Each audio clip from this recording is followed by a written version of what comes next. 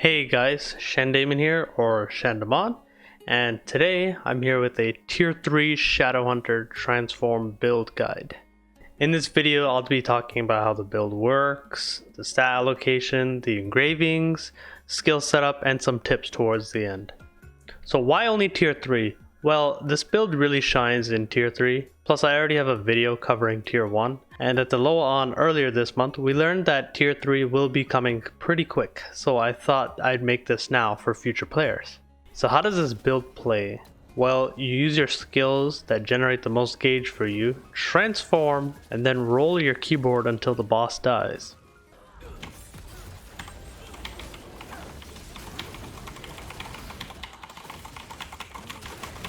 So let's start with the skills.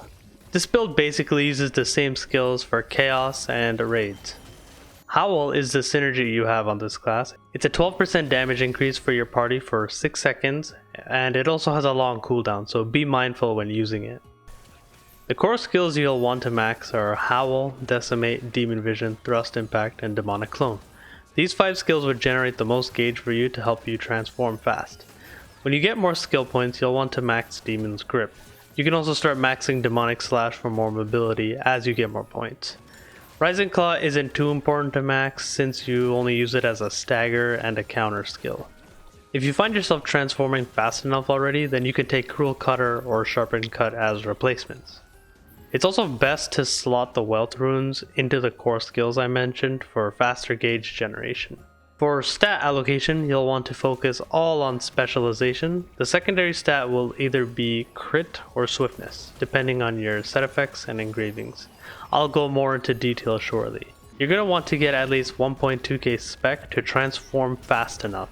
The goal is to transform in one rotation and spend most of your time in demon form. Now, I mentioned earlier that you need to focus on specialization with either crit or swiftness.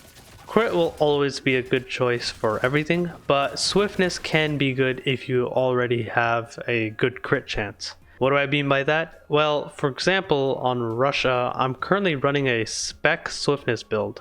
I'm going swiftness instead of crit because I have the full hallucination set and adrenaline level 3. Level 3 demonic impulse gives 30% crit chance while transformed, my hallucination set gives 20%, and adrenaline level 3 gives 15%, which totals up to 65% crit chance. And if you're using the card set, that's another 7% for a 72% chance. Point is, if you can reach a good crit chance without the need to invest into the crit stat, then swiftness is a good optional stat for you.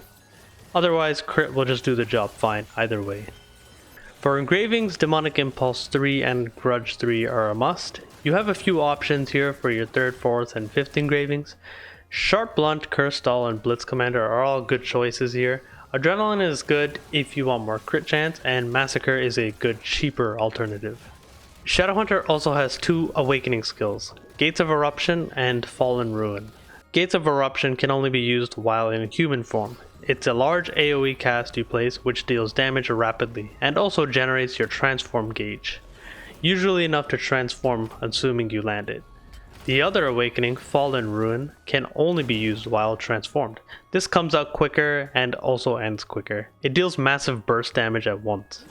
It really comes down to whichever you prefer. Gates of Eruption can be used as a saving grace if you missed your skills and can't transform. If you don't have a problem transforming, then Fallen Ruin can be used for good damage. While in demon form, you have paralysis immunity, meaning attacks that would stagger you only deal damage to you. I'm going to refer to the demon skills by their keybinds since you can't actually change them on your hotbar. All moves have impairment. Your R and A are your destruction skills. The W skill is your lowest cooldown attack and also your counter. Q is a dash attack that can be used for both closing the gap and maneuvering. E and S are both big damage.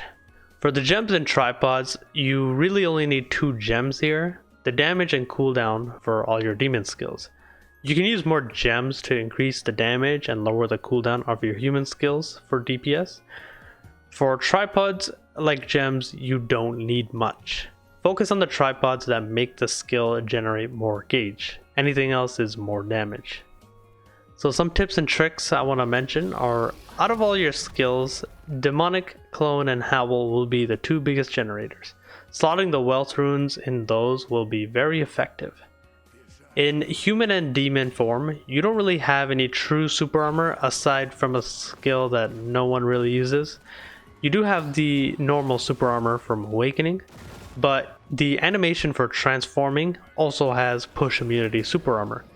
It can be tricky, but you can time it so that you can potentially save your life in something like Vulcan if you were to fall off.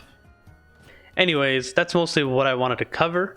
Hopefully this guide has given you an idea or helped you get started on what the playstyle of this build looks like.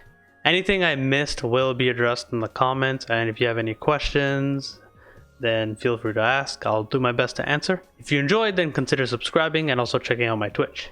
But anyways, peace!